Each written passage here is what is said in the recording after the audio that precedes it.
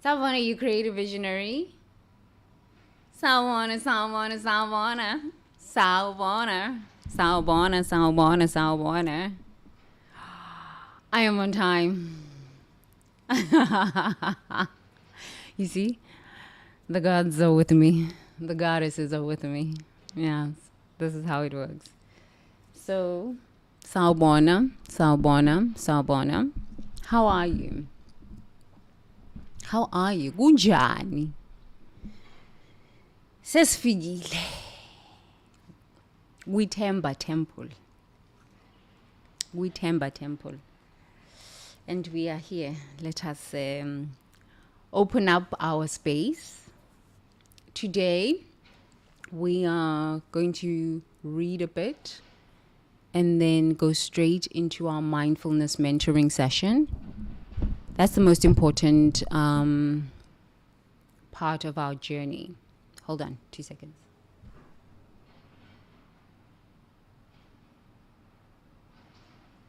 Oh, check that out. Now we've got, it's kind of stable. I dislike this thing, but here we are.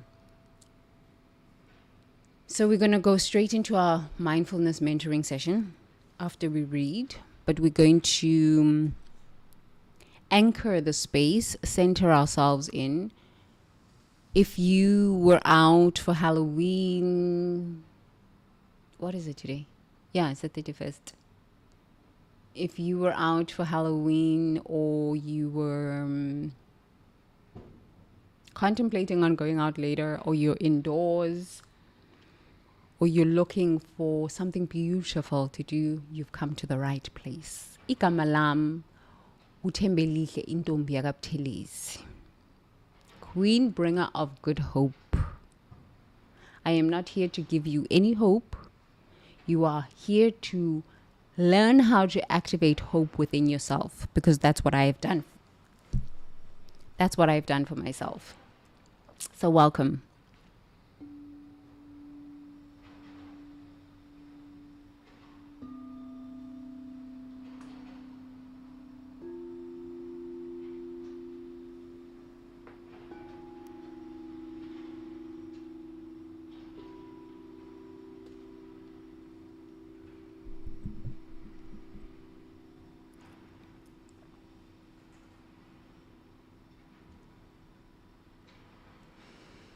So please close your eyes if you would like to, and just center in. My drum is very potent. Masengishaya isigubhu, masengishaya isigubhu. Hey, kufika laba baphezulu nabaphansi, from the four corners of the earth. So what I'm doing right now with isigubhu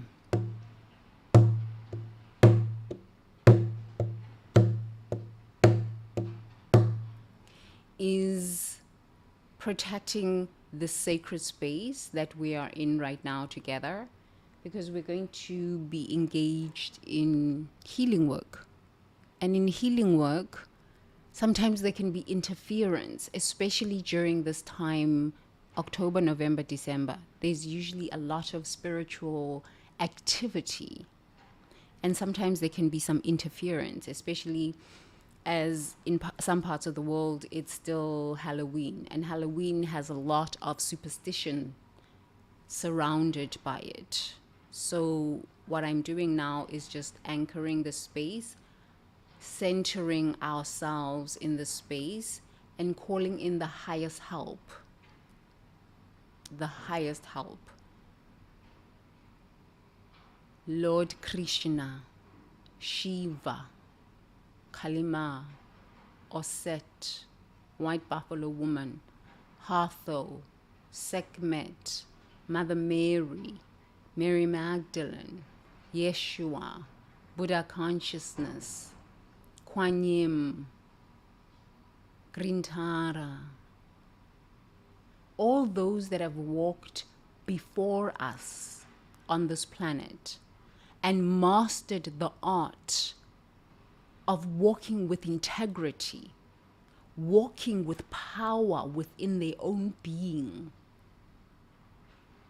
and embodying the full awakening, the full enlightenment of God consciousness as their being, the highest vibrations of love, of wholeness in our body temple, of peace in our minds. So that's what I'm doing. When I share with you that I'm calling in the ancestors, I am not calling in my ancestors. The Buthelezi people, no. You don't want to also call in your ancestors. Your ancestral work is private. You do that by yourself. When we are doing healing work as a community, as a collective, we call in the highest levels of ancestors, which are the ascended masters. I call them ancestors because sometimes this word ascended masters is like, yo, because as a Zulu, we don't have that vocabulary, that languaging. We don't have ascended masters. That's an English word. And if you're from another culture, it could, it could throw you off a little bit. So I just say their ancestors, because truly they are our highest level of ancestors. It's just languaging, difference in languaging. Okay, let's open up our sacred space, and then we will start with our mindfulness mentoring session. We'll read and then start off with our mindfulness mentoring session. So please take deep breath in through the nose, out through the mouth with a huge sigh.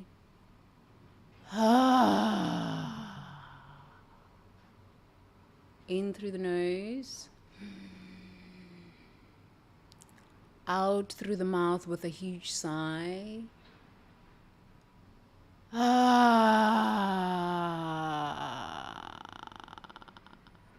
In through the nose, out through the mouth with a huge sigh.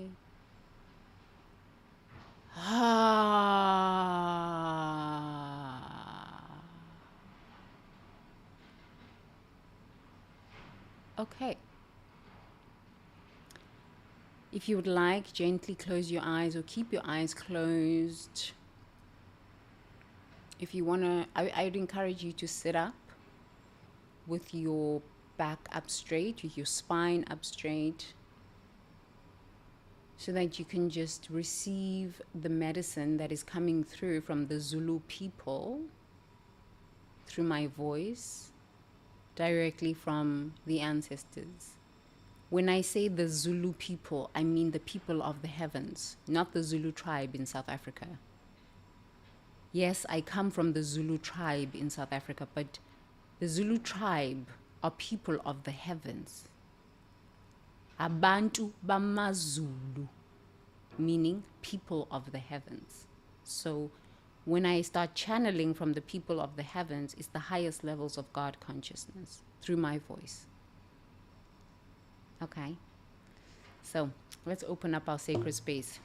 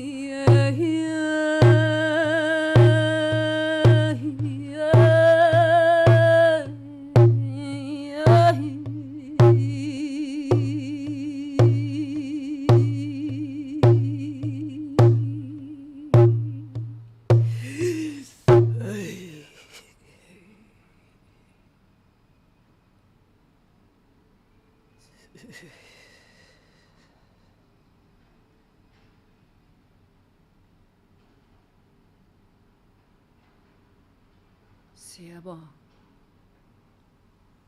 Siyabonga. Siyabonga madlozi yahamba nomveli inqangu nomkhubulwane.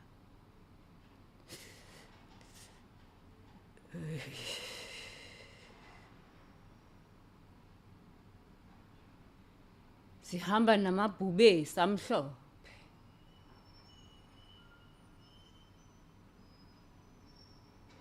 Sihamba no mveli inqangu nomkhubulwane. Soul of humanity. Madlozi wabantu abala emhlabeni. Nabasemazulwini. Nabaphansi. Nabaphezulu. Siyanamukela la esigodlweni sami. Nazo ingane zenu.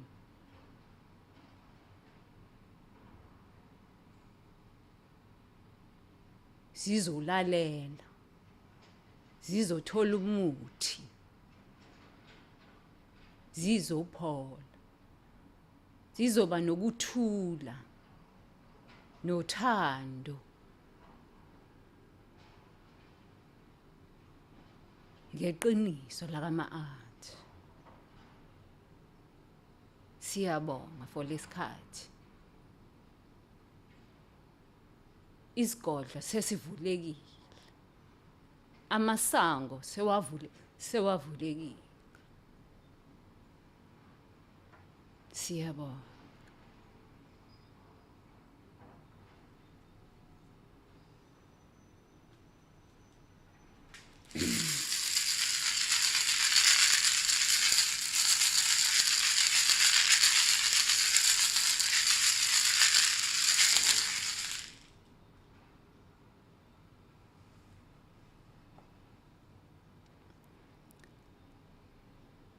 You can gently open your eyes or keep your eyes closed if you would like to keep your eyes closed. But if you want to open your eyes, as we participate in our reading for today, please feel free to open your eyes. Sacred space is now open.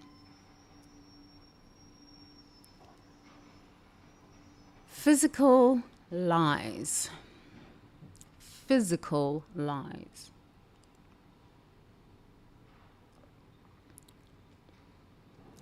The body's false testimony. I have not lied.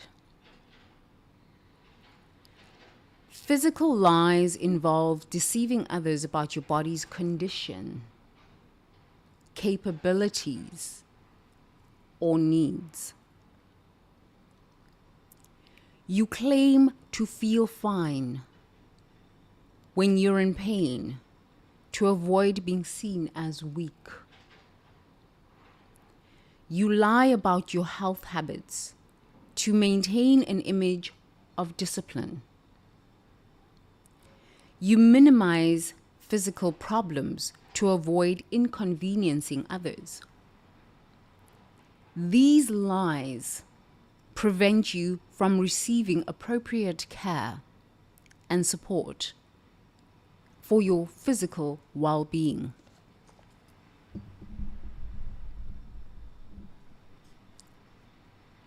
Dr. Rachel works 12-hour shifts while dealing with chronic back pain she tells no one about. She lies to colleagues about feeling great while popping pain medication secretly. She cancels social plans, claiming other obligations when she actually needs rest, but won't admit weakness. Her physical lies prevent her from getting help that could improve her condition and force her to suffer in isolation.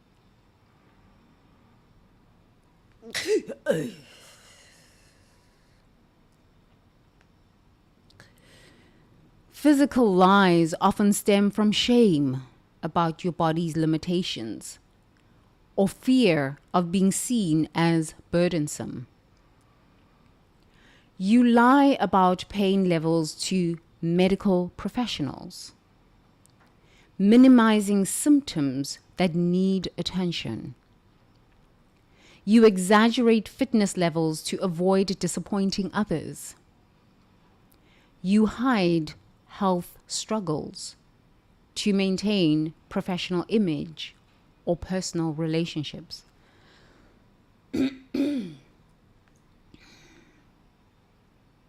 Physical lies involve deceiving others about your body's conditions, capabilities, or needs.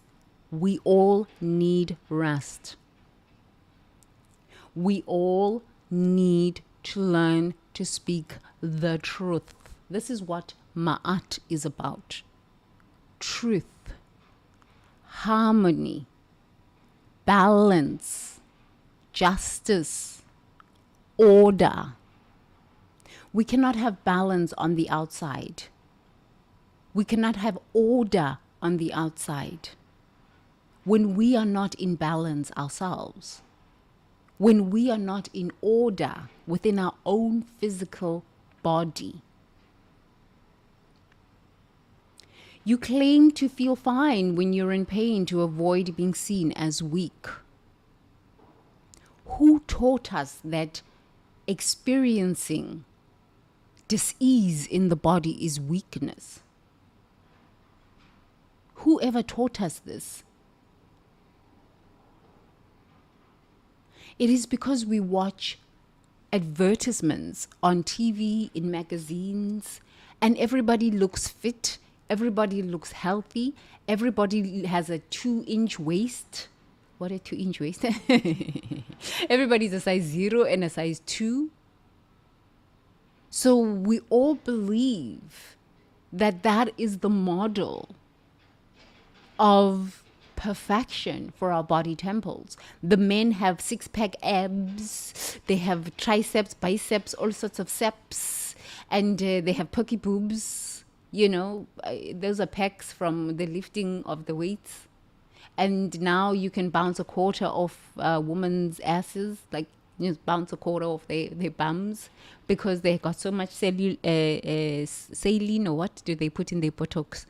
They have all of this Botox, saline stuffs. I don't know what these things are, but they put these things in their Botox because we all believe that that is the perfect image of, that is the perfect bodily image. I am not here to shame anyone on plastic surgery, on what you do with your body. And who am I to shame anybody? I'm just asking, where do we get these images of what healthy, what strong, what beauty, especially when it is regarding your body temple, should be? You could be healthy and strong with hips this big. Because I know African women who have hips and they have asses, and these women are strong. These women are hella strong. I also know people who are overweight, who are sick. And I'm like, this is not strength, this is illness. So your body temple is yours to take care of.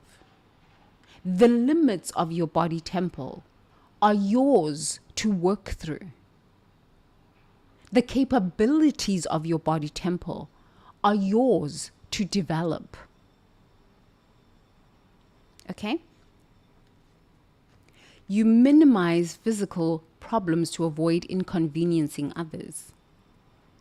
These lies prevent you from receiving appropriate care and support for your physical well-being. I used to love to go to the doctors because the doctors are my best friends. I love healers. I think because I am usanusi, I'm always looking at how doctors are doing their job.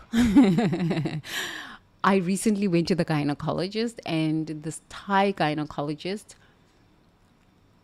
when she was examining me, she it wasn't with a machine. She was examining me with her hands. Too much information, I know. But she was examining my pelvic, just my pelvic on the outside with her fingers. Her eyes flipped back. Like they went like this. And she like did this motion. And then she started feeling, and she would just start talking as she was examining my pelvic.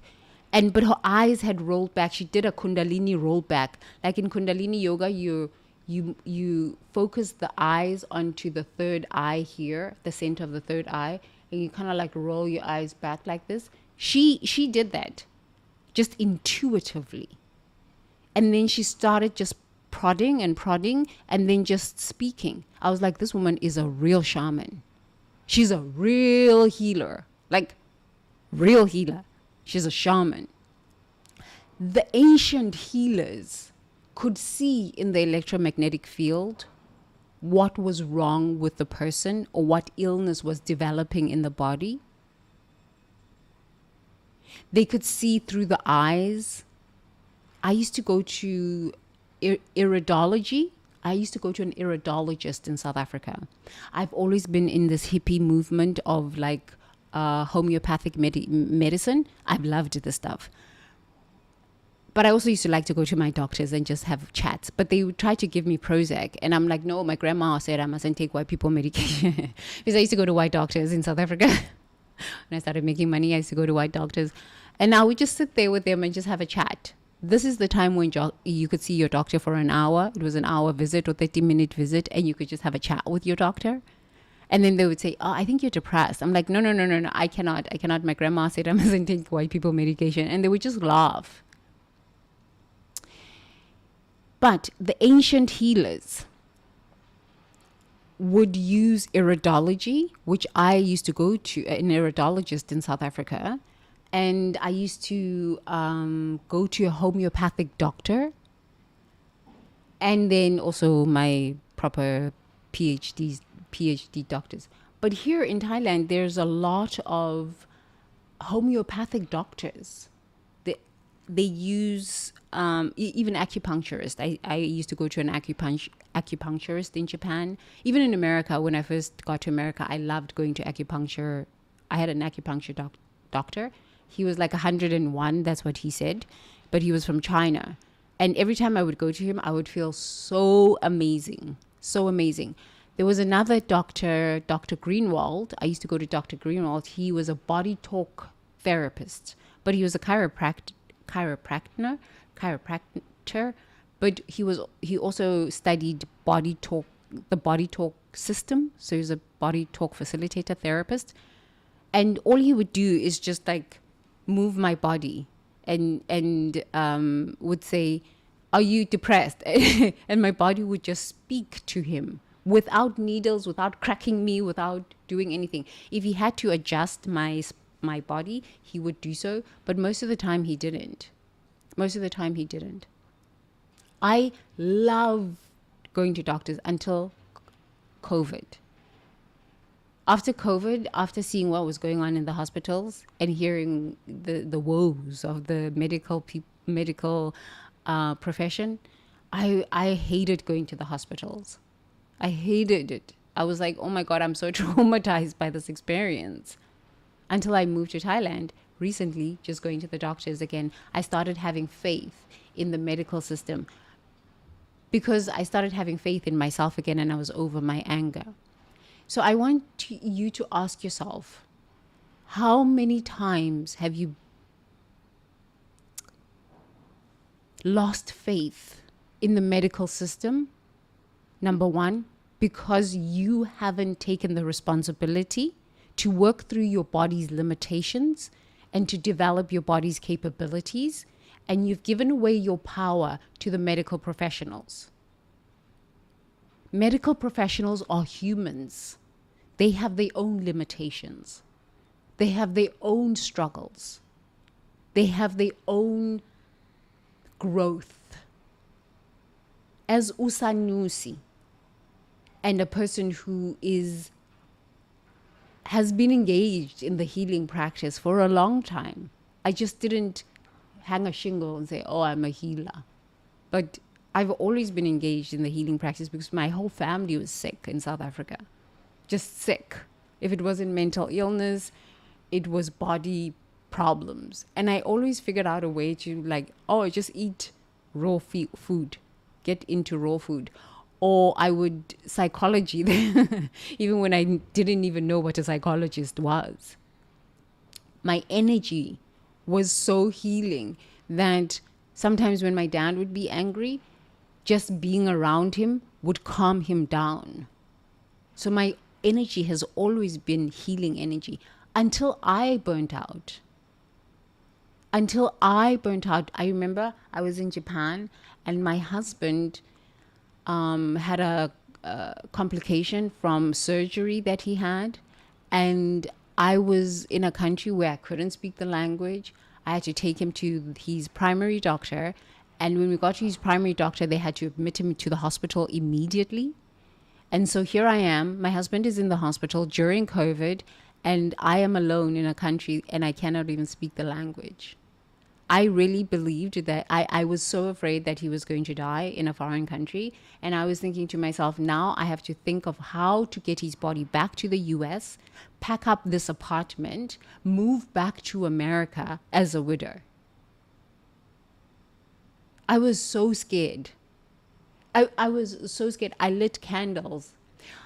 I would just go to the hospital, see my husband, come back, light candles, and just start chanting and just start praying and just start. I was chanting and I was praying and I was like, God, just let him get out of the hospital so that if we have to go back to America, we can go back to America and he's healthy. We'll figure it out when we get to America. Even as healers, we burn out. I think I chose a very difficult path of the healer, but I think that's the initiation path of Usanusi, is that you will choose a sick person to be married to. Because my husband, he refuses to heal. Honestly, he refuses to heal. But that's the path, I think, of a true Sanusi. Because I tried to give him green juices. He's like, I don't want that stuff. Come, let's do yoga. I won't. Eventually, I said, oh, this is the path of initiation of a true healer. Of the highest levels of healers, of shamans, of Usanusi must walk this very rigorous path of understanding. As healers, we need to put the mask on first. Because patients don't actually want to, some patients don't want to heal. And you can yell, you can scream, you can, whatever you want. They just leave them there. They've signed up for this journey. My husband is a very strong man. He's a very loving man. He's a very kind man. But he refuses to do what needs to be done for healing at times. He just wants to go and talk to his doctors. Okay, no problem. I've stopped judging. I stopped fighting. I don't care anymore. I'm just like, okay, please. As you wish. As you wish. Through this journey, what I've learned is as healers, as parents, as mothers, as teachers, as fathers, you got to put the mask on yourself first. Heal thyself first. Work on yourself first so that you don't burn out. You don't burn out. You signed up for this journey. Your soul said yes to this journey for such a time as this. You said yes. Figure out what the yes is about. For me, the yes was putting on the mask on myself first and saying, oh my goodness, I'm not going to go around healing everybody here, helping everybody here. I'm falling apart as a healer. No. God through me is the healer. I'm not even a healer. God through me, the power of the living God through me is the healing agent, the healing force, the healing power. So I got to look at this, love this body temple. I've got to take care of my body temple so that this power that is coming through me, this energy of healing, can have a clean vessel, a strong vessel. Because without a strong vessel, without a stable mind, without stable emotions, I am a worthless healer. I am garbage as a healer. And it took me to be literally paralyzed, sitting in my bed, literally having to speak to the cells of my body temple to say, oh my goodness, this is what doctors go through. They are healing people, constantly giving. The patients come in, they are belligerent, they are rude, they are nasty souls. And they just keep going, giving. Take care of yourself first. If you are a healer and you're watching this, you must take care of yourself. You do not have an option. This thing is accelerating. This collapse is accelerating. There's going to be a lot more of these patients who are belligerent, who are ignorant, who are mindless, who are rude. Because when you are in pain, when a human being is in pain, they forget that they have to have manners. They forget that they have to have manners. Because I know myself, when I am ill and my body's in dis-ease, I just want to be a child. I want to be taken care of. I forget until I come back to my senses. And I'm like, no. I will not go out like this. So everyone needs to take care of themselves. Everyone needs to come to a point of, I have got to build this body temple. This body temple has to be strong. My emotions have to be stable. My mind has got to be strong in truth. And it's going to take you telling the truth about the capabilities of your body, what you need to develop within your body, your muscular structure, whether you've got to start working out, whether you've got to start eating a lot healthier, taking vitamins, because the healthcare systems all around the world are collapsing. They cannot absorb the volume of patients, of human beings. For such a time as this, we have chosen to come here. We have chosen this, whether you are a healer or a patient. If you are a patient, please make sure that you thank your healers, your doctors. These souls have come here to serve, to heal, to provide their wisdom. You have a responsibility, not just because you pay them or your medical insurance pays you. You have a responsibility to say thank you from the depths of your heart. Because you do not know what hell these medical professionals are dealing with. And when a medical professional experiences burnout, the kind of burnout that supersedes depression, and they are grieving because they've lost patients and they've seen so many deaths, they will go bankrupt. Because it takes years to come out of that burnout. The grief that the medical professionals hold within their body temples, hold within their spirit, is beyond what you as a patient can ever comprehend. Because when I was deep in my grief, I remember all the people that died in South Africa. And I said, damn, I've got a lot of ancestral grief that I've got to deal with that I didn't even know that I had to deal with. There are so many medical professionals that are going to go bankrupt. Like, seriously, you're going to go damn bankrupt. You're going to lose everything.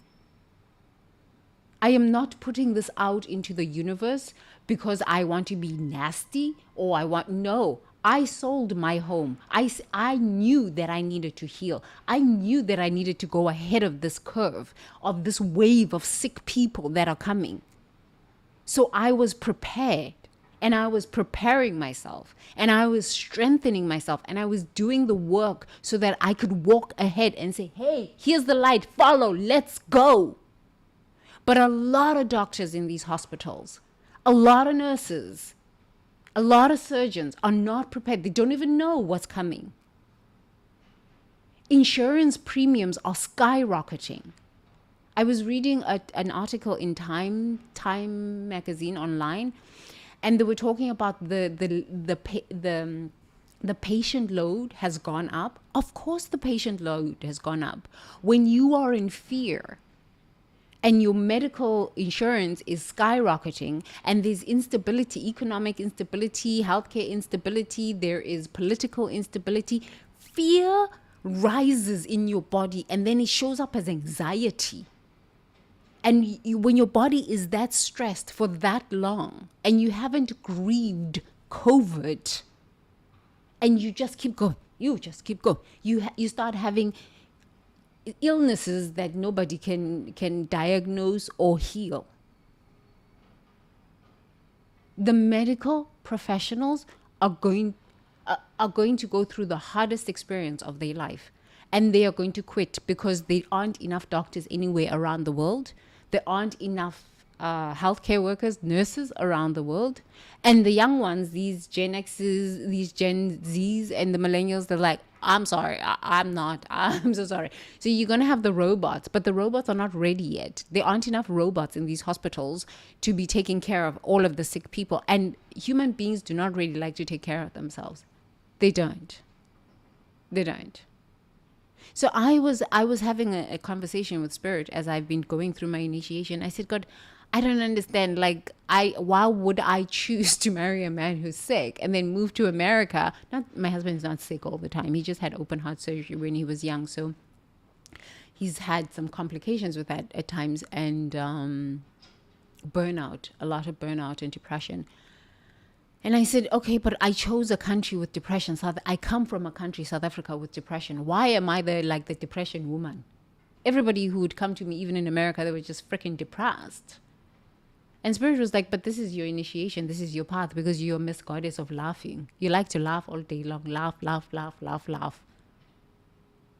When you laugh, you interrupt the pattern of woe is me, sad, my life is so sad. Oh, ecstasy interrupts the pattern of depression and grief, so that you can come to an awareness, oh, there is something else besides this sadness and this grief and this misery. But if you are a healer, if you are in the medical profession, you've got to get to a place of ecstasy somehow. You got to learn to take care of yourself. And honestly, ecstasy is the only way forward. Meaning you've got to be able to tell the truth, which is ma'at. Truth.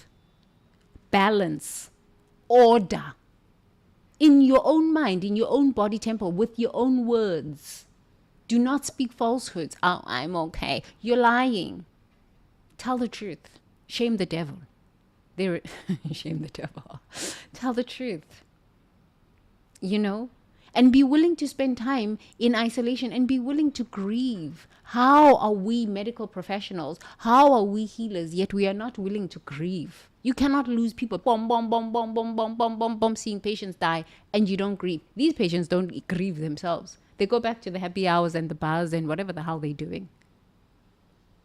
Honestly, truthfully. And they go back to work. They have to go back to work. They've got to feed their children, and they've got to pay their medical bills. And now with all of these insurance premiums going up, it's going to be a nightmare. It's already a nightmare. It's already a nightmare. Everyone is responsible for taking care of their own body temple. Everyone is responsible for taking care of their own mind, their own spirit. Your healers are not here to coddle you into wellness or wholeness. And on top of that, you don't thank them. You don't appreciate them. You don't honor them. In Asia, if you're a doctor, they honor you. Sure, especially here in Thailand. They truly honor you. It's like a high status, but high status and suicide. High status and depression. I'm not saying all the doctors are like this, but everywhere around the world. Our healers are committing suicide. Our teachers are burnt out. So your children are going to be taught by AI that lies. The robots are going to cut you up. Okay, that's maybe a good thing. But you still need that human connection. That human touch. Somebody saying, I see you. You know what? How are you doing today? Kunjani. And you can tell your sad stories. I refuse. I live with a patient. I refuse to listen. I'm so tired. I live with a patient. But I chose this. This is my initiation to understand. Because honestly, I would not be able to do this level of work if I hadn't chosen to stay and understand illness at this close proximity. Because I ran away from it in South Africa with my whole family, who's mentally unstable sometimes, illnesses, diabetes, this illness and that illness. South Africans are this, they are sick. The healthcare system is rubbish. People lying hours waiting in the waiting rooms. Just rubbish healthcare. Hospitals dilapidated, clinics dilapidated. So I said, oh my goodness, let me run. Let me go figure out something else. I married a sick one too. Into a country of more sickness. Americans are sick. Truly, they are sick humans. I know you don't like it. You're like, but don't say that about us. South Africans are sick. Thai people are sick. Diabetes is huge in Thailand. Everybody has, in every country, there's something. You have vulnerabilities. Every country. But the common denominator is the mental health. The mental health is going to get you. Because once the fear starts rising and the wars start happening, the fear will rise. And when fear rises, it will paralyze you. The anxiety is shooting through the roofs in all countries, even the young ones in the universities. They have anxiety, insomnia, depression. All of these mental health issues cause symptoms in the body which eventually manifest themselves as serious terminal illnesses. And there aren't enough therapists to therapy you through. It takes time to work through therapy, to understand your traumas so that the anxiety can subside, so that you can understand your depression. So they're just going to give you pills. I understand why they give people pills. Just pop a pill, pop a pill. Because there aren't enough therapists. It's too much. And even the therapists are tired. They're burnt out. How much can you listen to? Same story, same problems. It's a lot. Human beings, you are responsible for your own mental wellness, for your own physical wellness, for your own spiritual wellness, for your own relational wellness, for your own financial wellness. You are responsible. This energy of annihilation is going to hit every single country where they are the most vulnerable.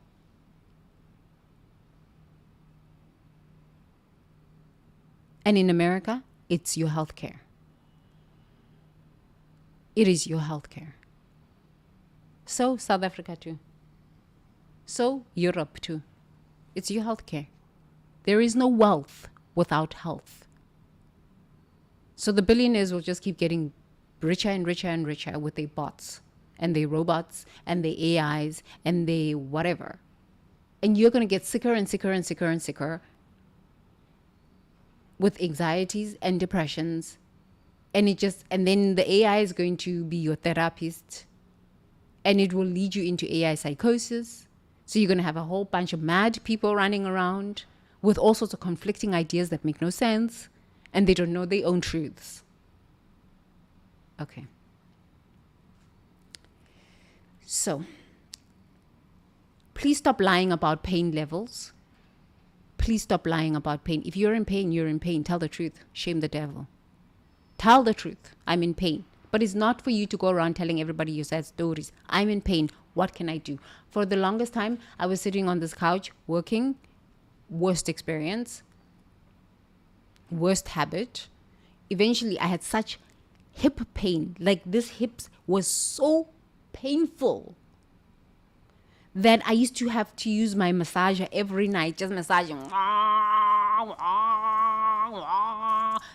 my leg. Even at night, I would have to do these stretches like this. Eventually, I said, I can't live like this anymore. I cannot live like this. I started going to the library, because at the library, I would sit properly on a table and I was able to work.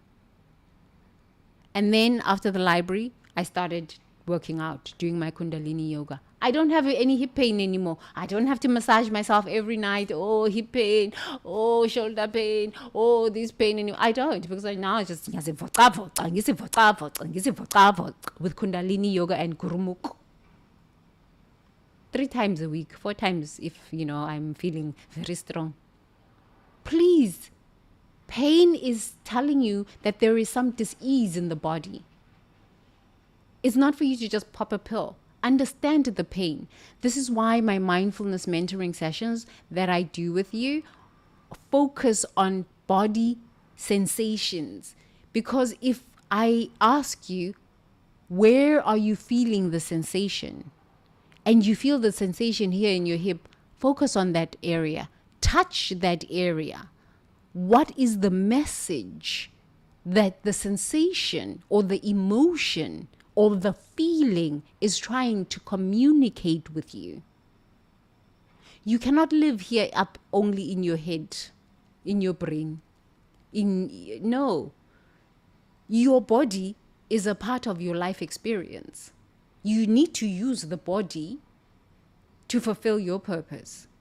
So this is why my mindfulness mentoring sessions are very, very powerful, because they connect you with the body, which most people do not want to feel their body. Yet you want to have sex. You want to eat.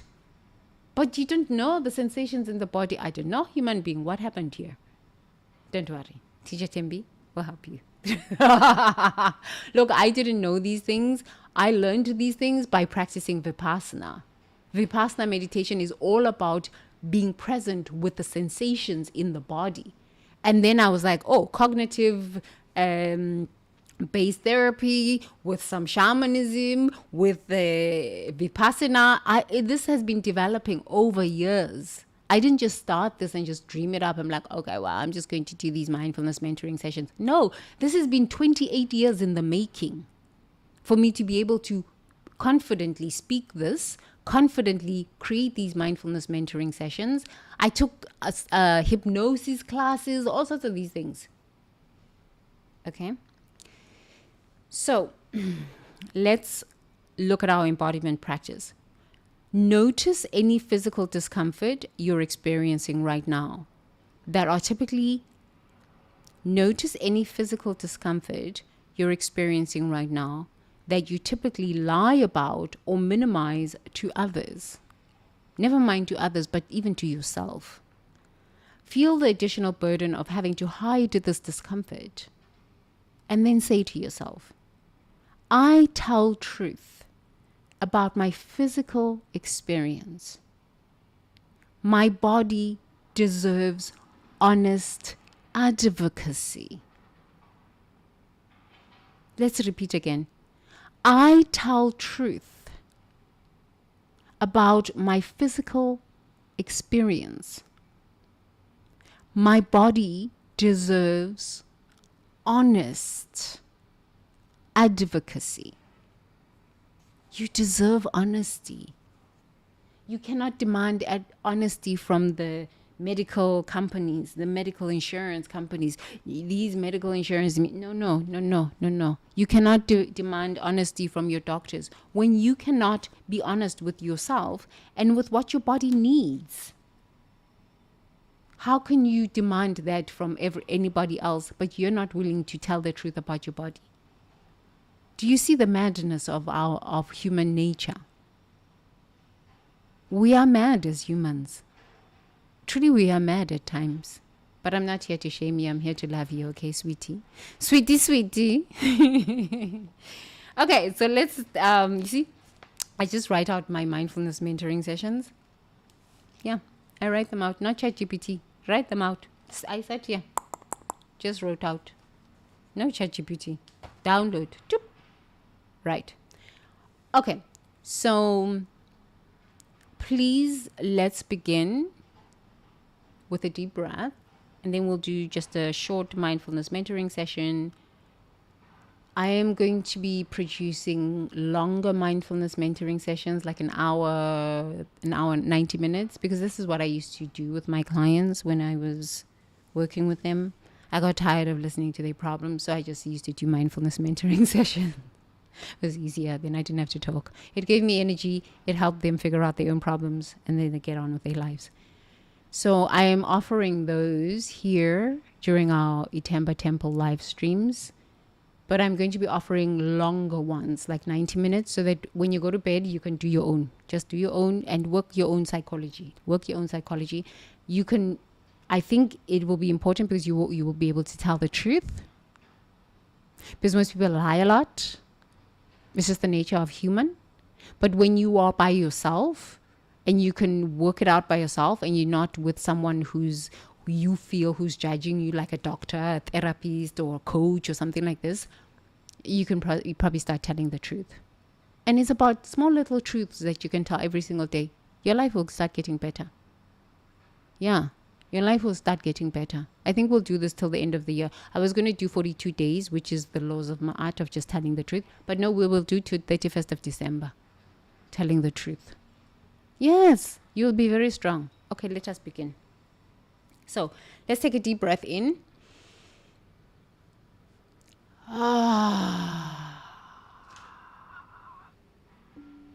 Sanusi Tembi has talked a lot.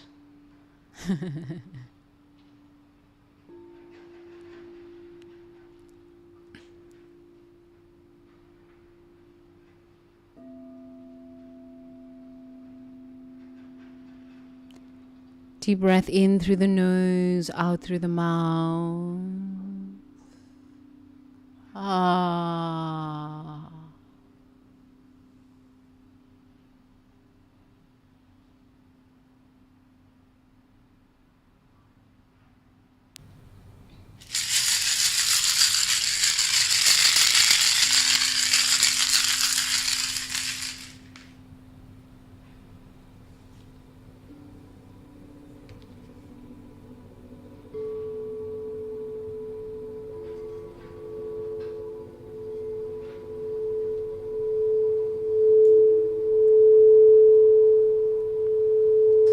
So if you're sitting up, good. Continue sitting up.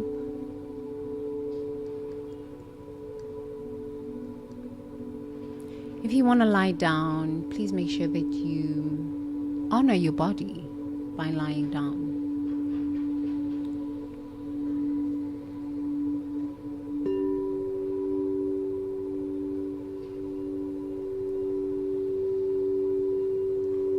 And as you lie down, please take a deep breath in through your nose, out through your mouth, with a big sigh.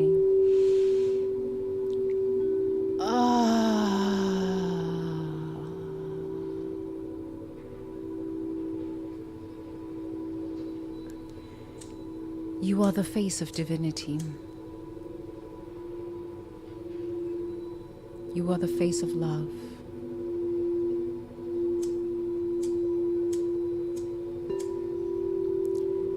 If the audio, the brainwave music, umuti, the crystal ball sound is too loud for you, you can turn it down a little bit. This is very powerful healing crystal ball session. It's a very, very powerful one. It's very, very powerful. It will get to the heart of the matter.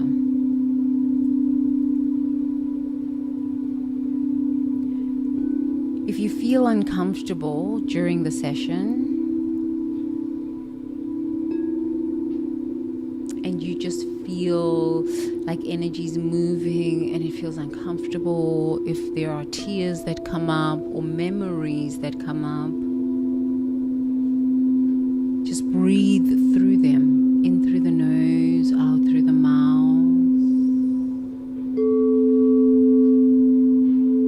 And just stay present with your breath. Nothing can harm you. No memory, no emotion, no sensation can harm you. You are safe.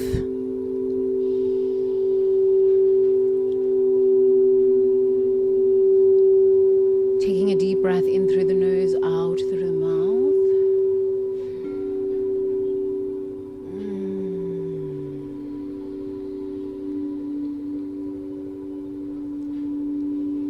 Please Please make sure that you keep your eyes closed during this experience. Let your body relax. Relax. Let the tension dissolve.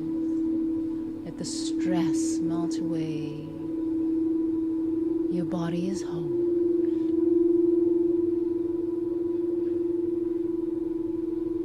Your body is sacred.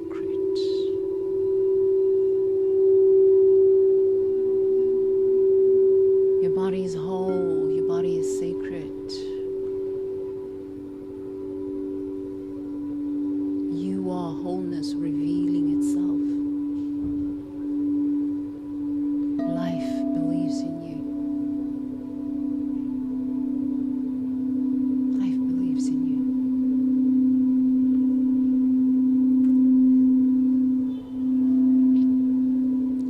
Now I would like for you to go back into your memory to a time in your life where you honored your body's truth.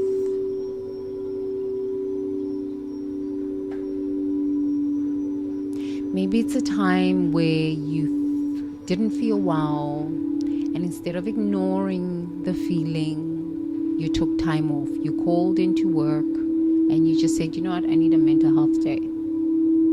I just need a day off.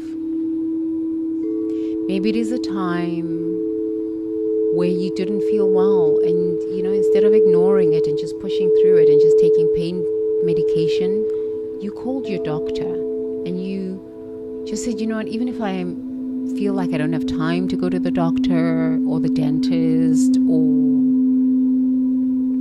I don't know, whatever experience with healthcare,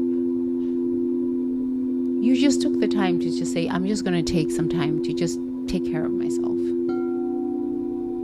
You told the truth. You said, my body's not well right now. I just really need to take care of myself. Go back into a time, a memory. Maybe it's when you just looked at yourself in the mirror and said, you know what, I don't feel like I have vitality oozing through my body temple, and I just need to work out, or I just need to change my diet. So I will just wait as you remember that moment.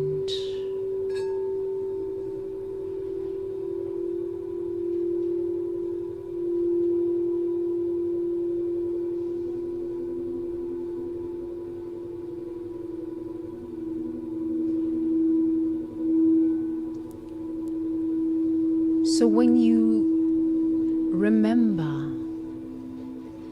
relive that moment, awaken to the power of your truth in that moment, to choose wholeness over any other distraction, to advocate for your body's wholeness over work, other distractions. I would like for you to share the experience with me. If you are alone and you can speak out loud, please do so. It's very important for your body to hear your own voice. This is our therapy session together. If you are with other people, or other people are in your vicinity and you can't speak out loud, it's okay. Just retell the story silently to yourself.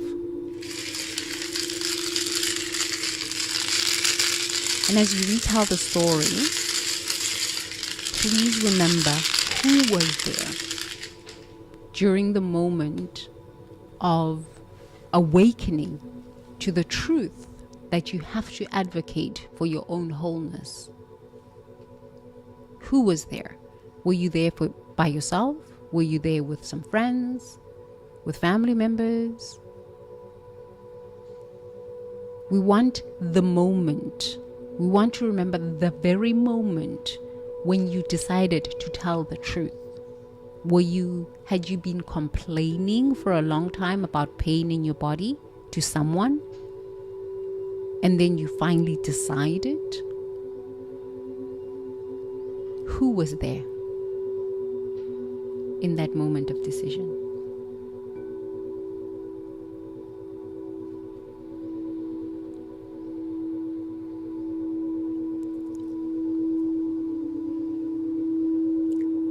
So here's how we're going to go deeper.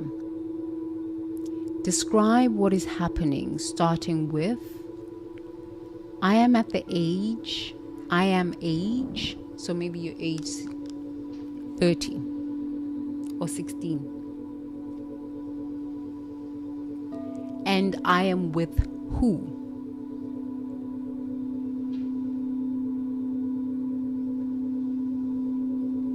And we are where? Where are you? Are you in the kitchen? Are you in the bedroom after complaining to your spouse for the 100th time about hip pain?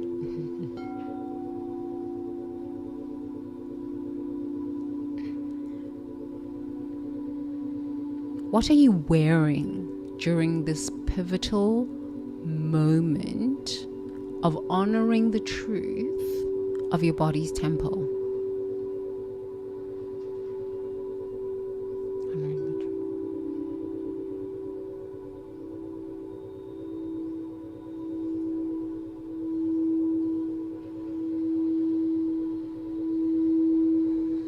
Describe in detail. I would love to invite you to relive this moment, because it's such a powerful moment in your life where you decided to honor the truth of your body temple, the message that your body was trying to communicate with you. It's a very powerful, potent moment in your life where you honored the truth. So let's retell the story again. Let's relive it. Let's remember it with vivid colors. So describe what is happening, starting with, I am age. What age are you?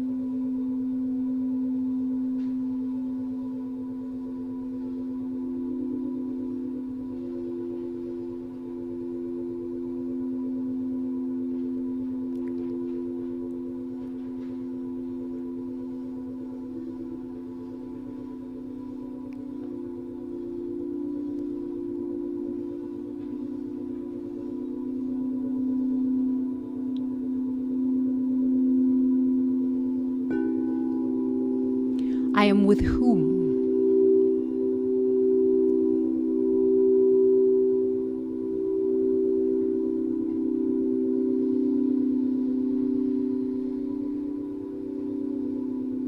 Where are you?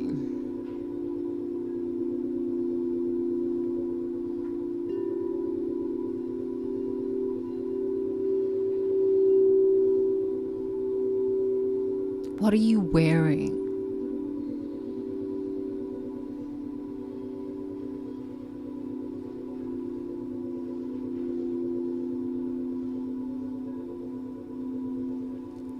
So now I would like to ask you, why in that moment did you decide to honor the truth of your body's temple, of your body temple?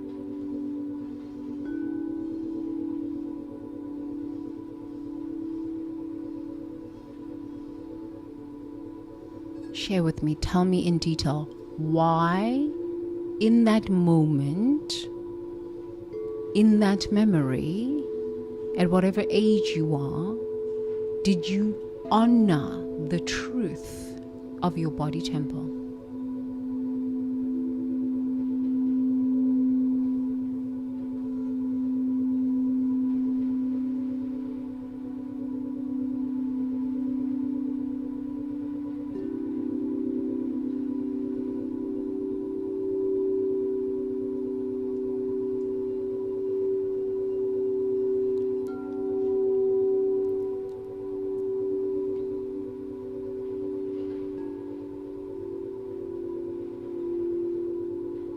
Okay, so when you honor truth, there is a sensation, a feeling, an emotion that activates somewhere in your body. As I speak this, scan your body, and as the crystal ball session and music and sounds are working their way through your energy field, just scan your body from the top of your head. Just feel the sensations,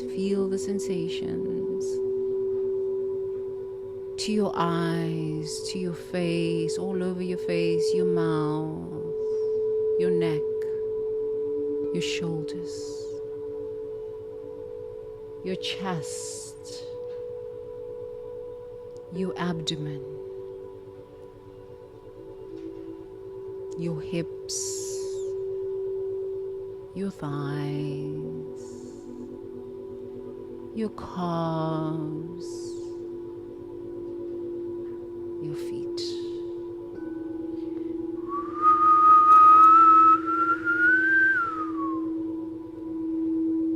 Just feel that energy, feel the sensations in your body temple, knowing that you are safe.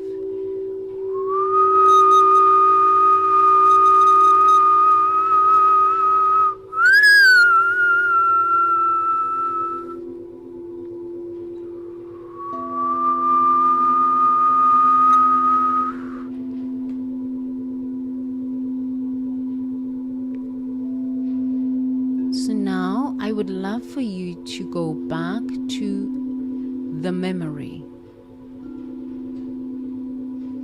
and identify what sensation, what feeling, what emotion. It can be a sensation, maybe a tingling in your right ear as you keep scanning your body temple in that pivotal moment of telling the truth, of honoring the truth, and deciding to step into wholeness.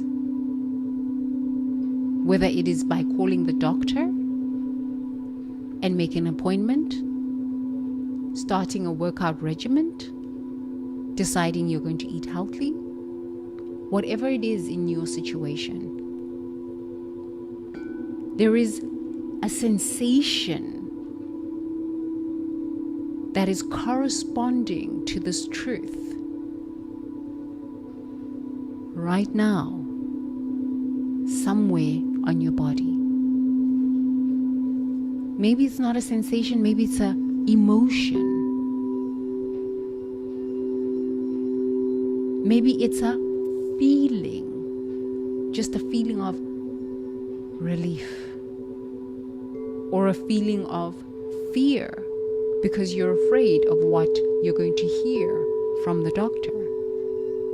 Whatever it is, just scan your body from the top of your head.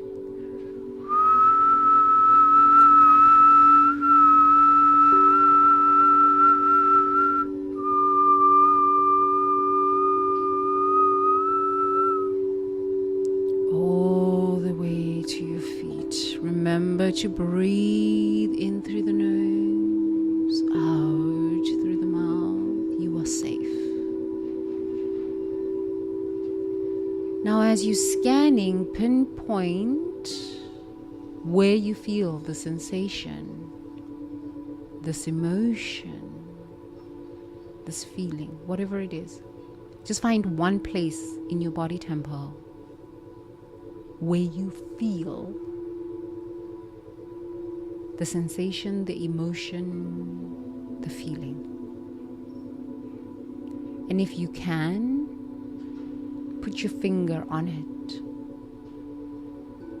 So if it's your cheek, you'll just put your finger on your cheek. If it's your middle toe, if you can, put your finger on your middle toe if you're sitting up, and if you're lying down, just focus your attention on that toe.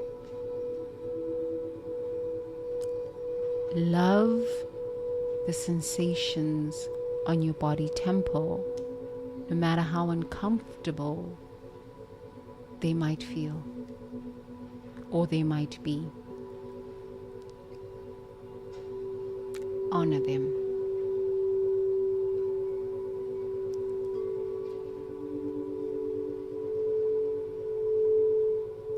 So please share with me by repeating after me.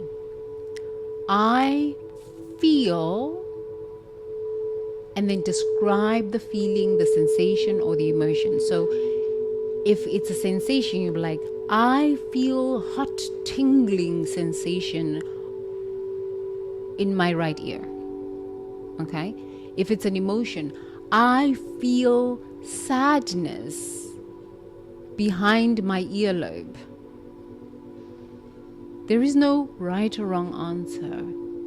This is you being truthful. This is you allowing yourself to honor your own truth. Nobody can tell you what you feel or what you don't feel. It is truth for you. I feel courageous in the pit of my stomach. Whatever is coming through is your truth in this moment. And I honor that. And you have the permission to honor that for yourself. So please repeat after me. I feel, or I am feeling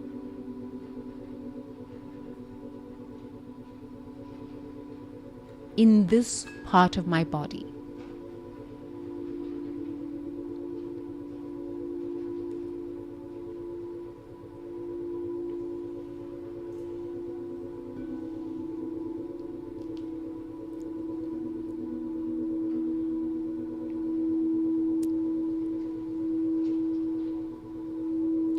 Good.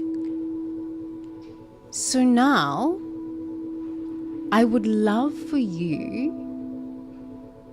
as you are feeling your truth, of honoring the message of your body temple and choosing to take an empowered action. The key word here is empowered action.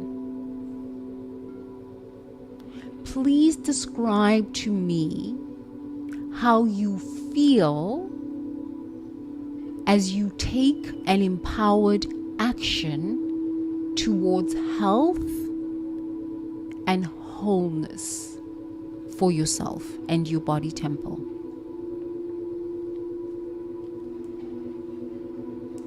So you can start off by saying, as I choose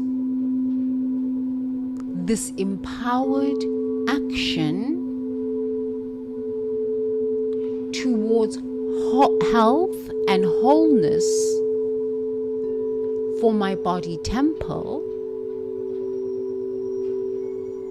I feel.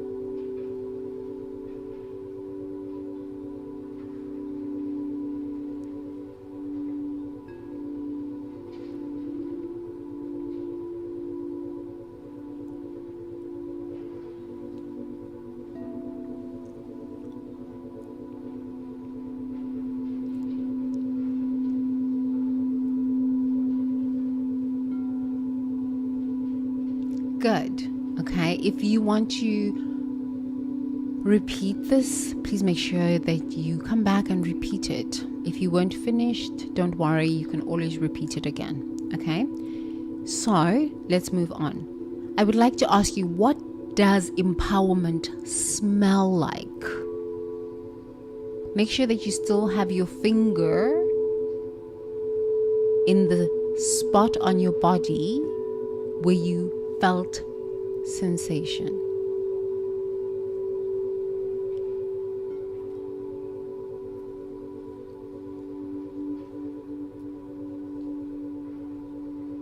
What does empowerment smell like?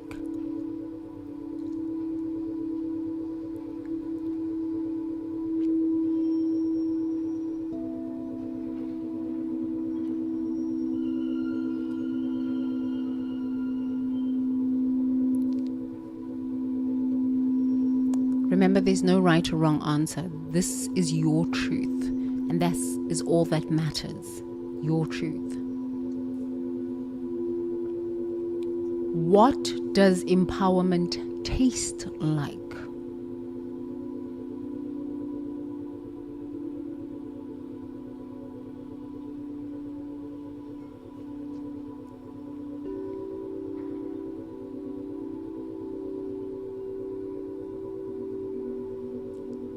What does empowerment sound like?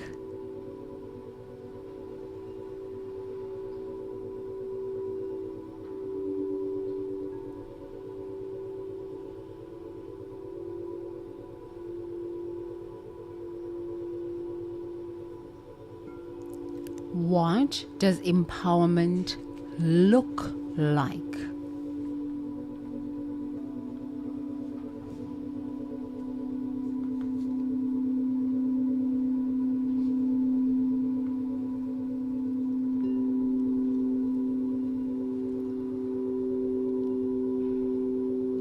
Good. So even if the answers are short, it's not a big deal. You can re-listen to this, and after re-listening to this, you can journal. Because what happens is when you start connecting with your body and you just start loving your body and you just start listening to your body and you just start tapping into the reservoir of wholeness that lives in your body temple, you start having more memories of times when you were empowered and you took an empowered action. You start remembering more times when you were truthful to yourself about every other areas of your life. And you start to realize, this truth thing is empowering. This truth thing is kind of amazing. Okay? So now please go back to that sensation on your body where you have your finger.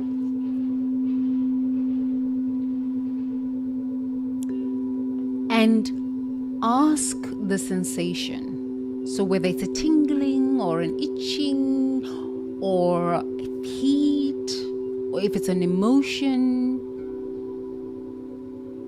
or if it's a feeling, go back to that place where you have your finger.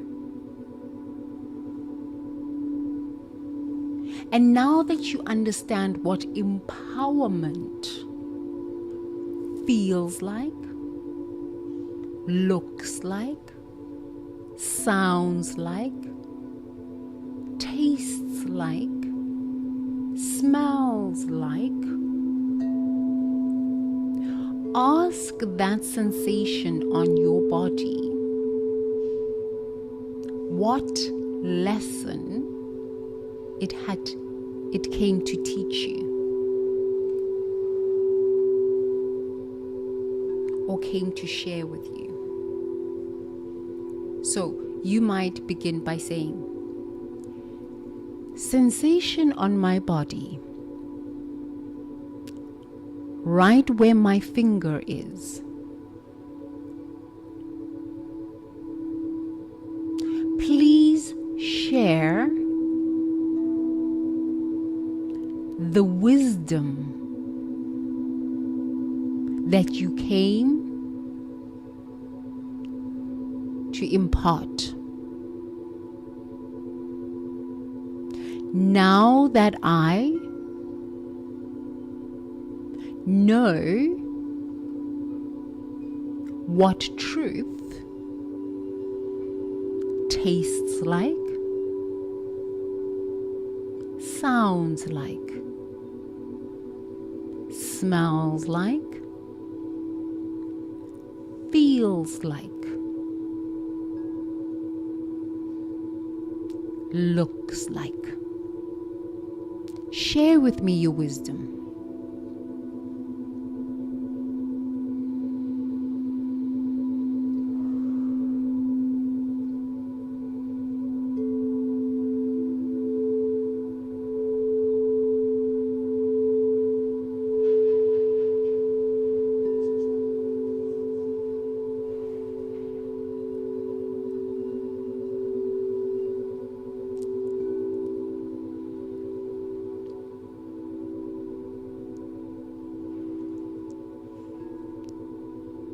Good.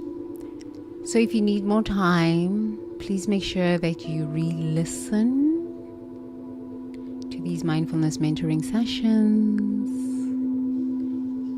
Re-listen as many times as you need to, as often as you need to, and journal after a mindfulness mentoring session, because the truth of your being is powerful. And it empowers you to advocate for your own health without blame, without feeling like a victim, because you are victorious. You are capable. You are beautiful. You are handsome. You are wisdom itself, revealing itself through your life. God would not know itself but through and as you. Life requires for you to be whole and healthy so that it can experience its magnificent adventure as your life. You are the face of divinity. You are the face of love itself. Your ancestors, amadlozi wako, they celebrate the wholeness, the strength in your body temple, because through you, their prayers are answered. Through you, the wealth that must be experienced and enjoyed as the generations that come after you are manifest. Through you, the joy, the songs, the music, the art, the science that your ancestors could not fully embody, fulfill as their lives, come into full fruition as your life. Your body temple and the strength and the empowerment of your body temple is needed.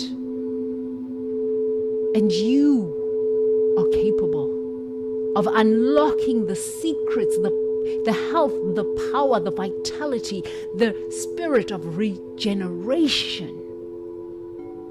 You are the chosen one. And as you say yes in this moment, your ancestors celebrate the sacred yes.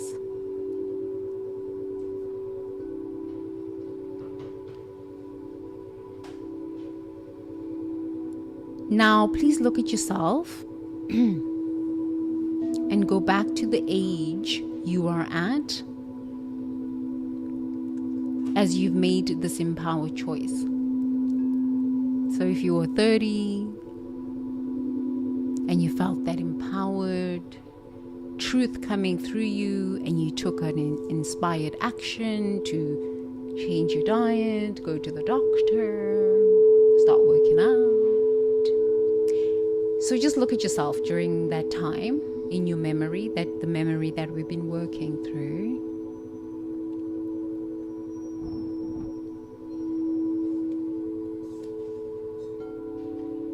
And repeat this affirmation, declaration with me. I tell truth. about my physical experience. My body deserves honest advocacy. Let's repeat that again. I tell truth about my physical experience. My body deserves honest advocacy.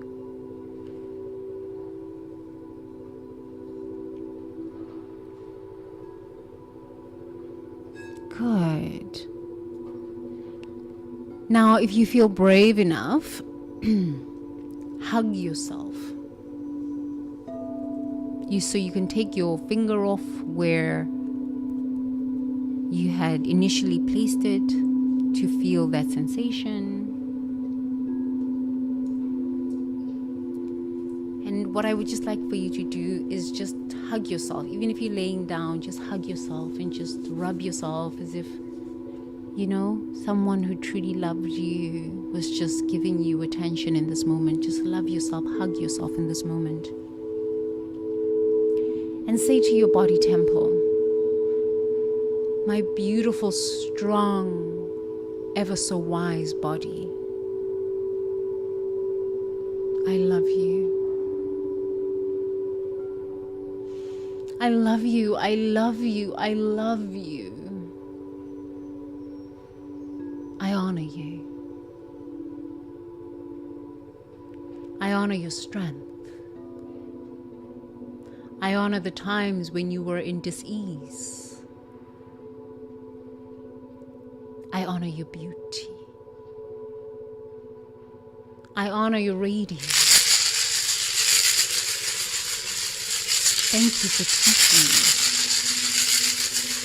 me to listen to you, to honor your truth as my truth. I love you, my body. I love you, my body. I love you, my body. I love you, my body. I love you, my body. Thank you.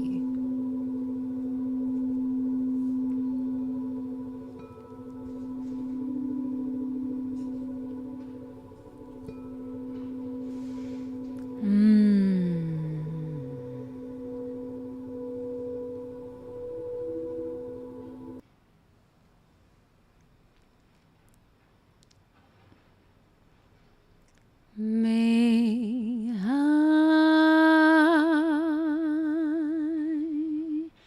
be happy. May you be peaceful. May I be liberated from ignorance. May you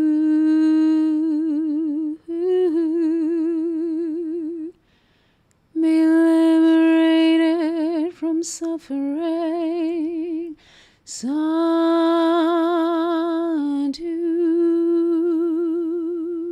sadhu, sadhu, sadhu, sadhu, sadhu,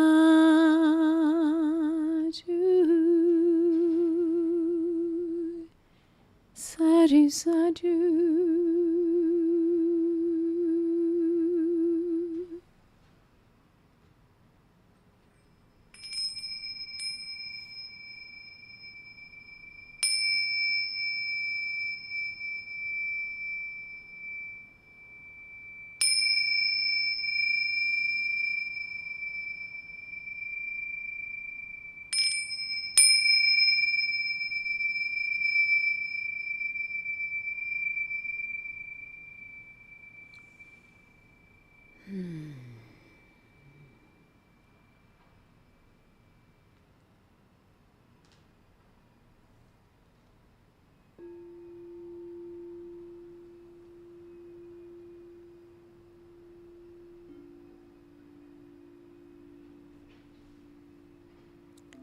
We have come to the end of our mindfulness mentoring session. If you want to continue to sleep, if you fell asleep, continue.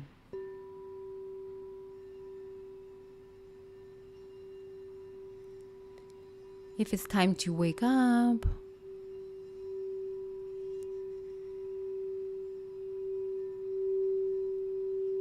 please gently open your eyes.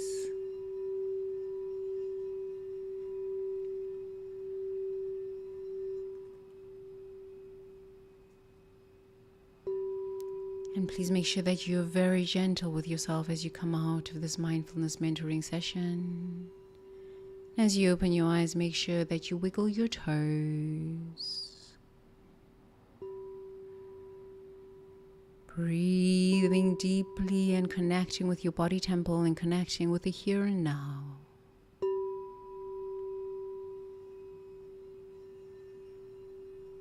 Your higher self thanks you for receiving umuti. You are whole. Wholeness is your identity. You are love. You are the face of divinity. Ngiyabonga. Amadlozi ayabonga. Umvelinqangi nomkhubulwana bayabonga. Iba nokuthula. Sesiyasivala lesigodlo. Siyabonga amadlozi ukuthi nibe nathi. Nibe nami. Lesikhathi sesiphelile. Isigodlo siyasivala. Siyabonga. Makhosi. Makhosazana. Mvelinqangi nomkhubulwana.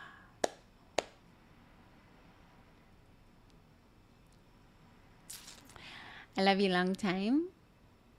I love you long time. I love you long time. Ngithanda kakhulu isithandwa sami. Iba nokuthula. Iba nenkululeko emphefumulweni wakho. Iba nokujabula enhlizweni yakho. Iba nothando. See you tomorrow, same time. Bye.